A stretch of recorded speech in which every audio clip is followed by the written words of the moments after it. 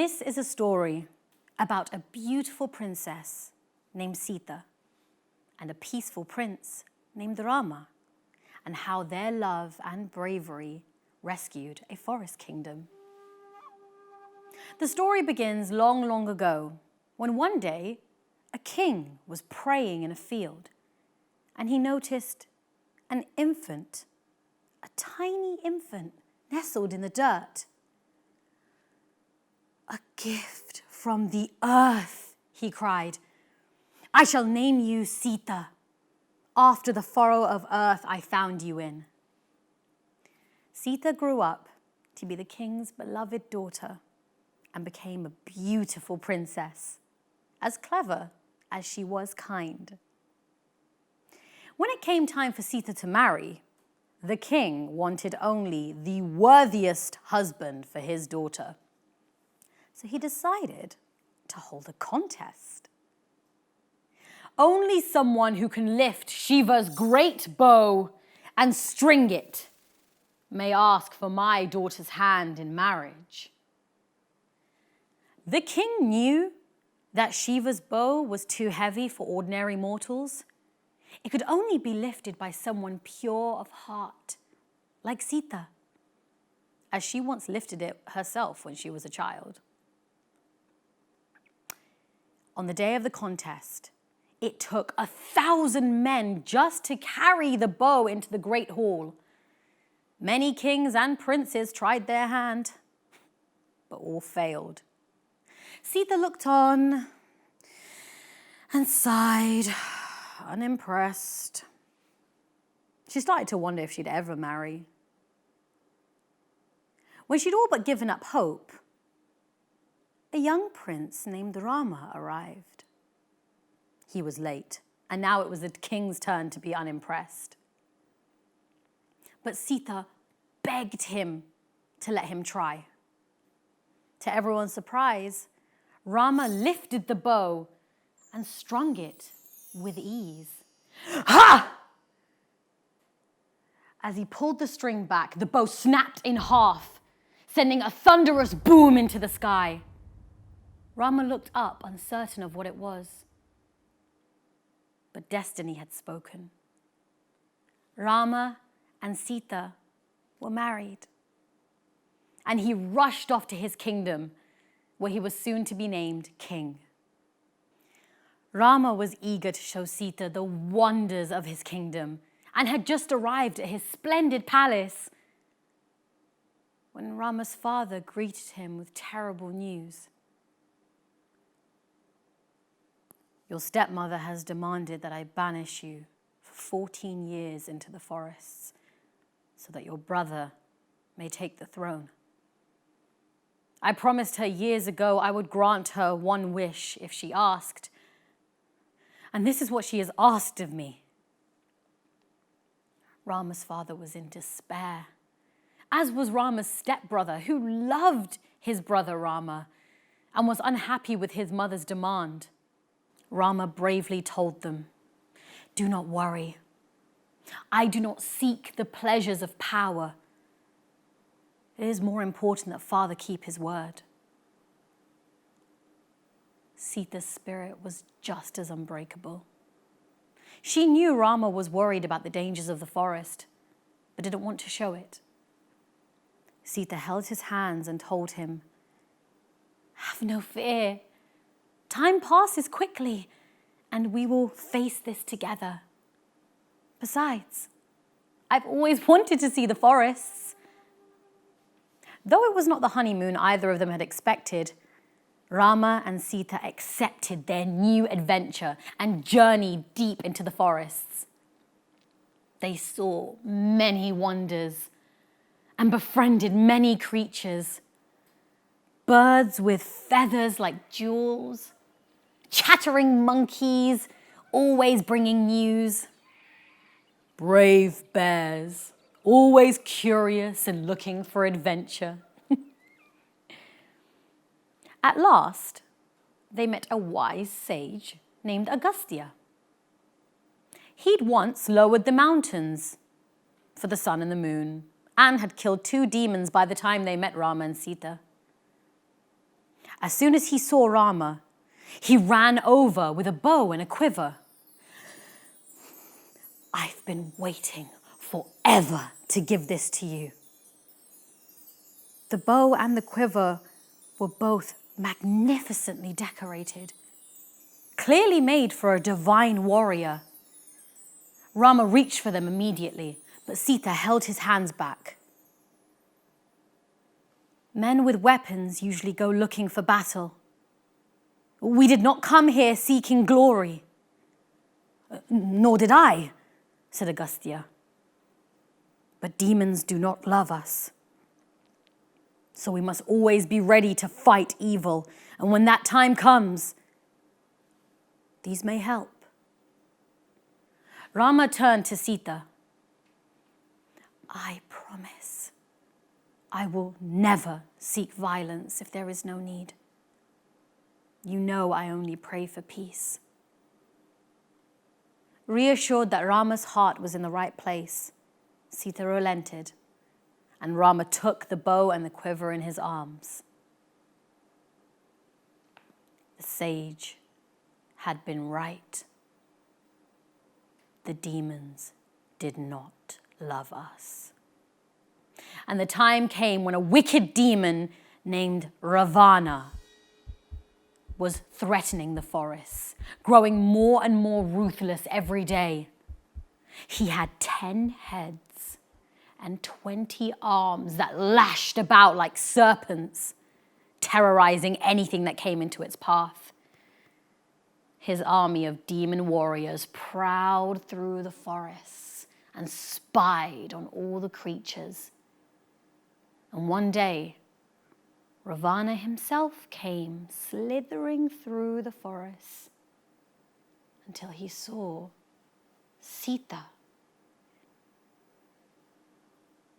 And when he saw how good she was, his red lips curled over his yellow teeth, and he began plotting how to take the princess for his own. The next day, a delicate golden deer approached Sita. And when Sita reached out to touch it, it dashed away. And fearing that the creature was lost, Sita asked Rama if he could follow it and make sure it was safe. Sita had no idea that the deer was a trick sent by Ravana to lure Rama away. As soon as Rama was out of sight, Ravana swooped down, grabbed Sita, and carried her off in his flying chariot. As Sita cried out for help, a fearless bird named Jatayu went for her aid. The bird tried to save her, but Ravana was evil and cruelly cut off the bird's wings. And as the bird fell back down to earth, Sita cried tears of pity. And as those tears fell and hit the earth, they turned into pearls. When Rama returned, he found the brave bird dying on the ground. And with his last breath, he told Rama what had happened and died in his arms while the prince wept.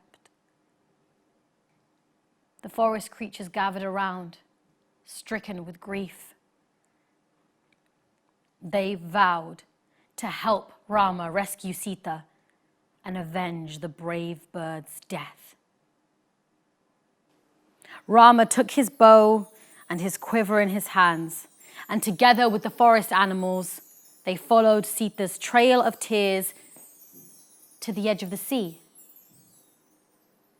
where they saw a dark, clouded island. From the edge of a rocky cliff, a monkey warrior named Hanuman leapt high into the sky to see where Sita was being trapped in a grove of Ashoka trees. Demon witches were trying to make Sita forget Rama so that she would marry Ravana. Rama gave his ring to Hanuman to throw to Sita so that she would remember him and know that they were coming for her. A great army of monkeys and bears began throwing giant rocks into the sea until they built a giant stone bridge. Their hearts brave with courage, Rama led the forest warriors over the bridge and charged the island.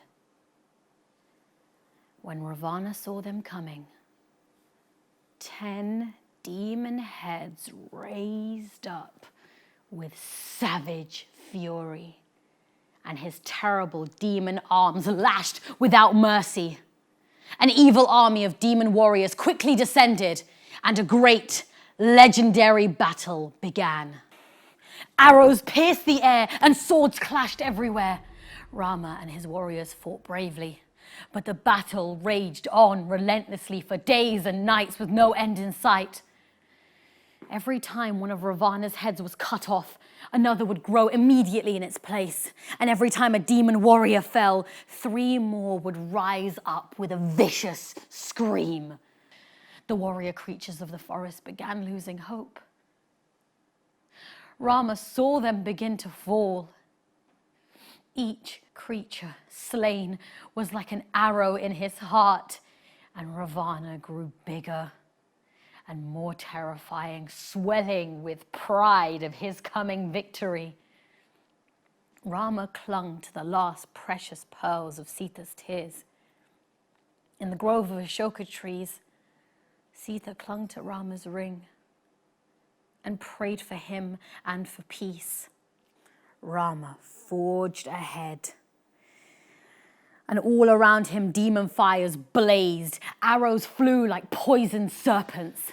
He would not give up. He battled on, heading straight for Ravana. Gloating over all the destruction he'd caused, Ravana didn't even notice Rama drawing closer and closer, until at last Rama could see the source of the demon's evil power. His wicked heart. The time had come now to face evil, and Rama was ready. Rama reached into his divine quiver. It was all empty now, save for one last blazing magical arrow. The tip was like starfire, and the feathers as ready as the wind. In his hand, the arrow was as light as air, but had the strength of a mountain. Rama raised the divine bow, pulled the string back, and took aim. The arrow flew through the air like lightning, piercing through Ravana's chest and bursting the demon king's poisonous heart. Ravana's heads all shrieked with terror, and his arms swung and lashed with blind violence. And with a shuddering final cry, Ravana fell dead. All around the island, Ravana's demons burst into flames as the earth opened and swallowed Ravana's treacherous remains. The witch is now gone. Sita ran through the burning island to find Rama. And wherever she stepped, flames turned into flowers, and her tears of joy fell upon them like drops of dew. When Sita finally saw Rama again, the dark clouds overhead parted, and the sun shone down upon them. As Rama and Sita reunited, the whole forest rejoiced and sang with news of their triumph. Birds danced now freely in the air without fear. Branches and vines once more chittered with life. Below the canopy of trees, wide sages everywhere raised their palms in prayer, grateful that the forests were once again at peace. Word of Rama and Sita's victory spread far and wide. The palace and people eagerly awaited them to come back. Even Rama's stepmother came to regret her ruthless ways. But Rama and Sita would go home with only forgiveness in their hearts. Their wisdom and peace having grown as lush as the forest leaves. When the time came for their finally to return home, The people of the kingdom all lit up their windows and doorways to show Rama and Sita the way home and to remember how darkness and evil can always be defeated by the light of hope and peace.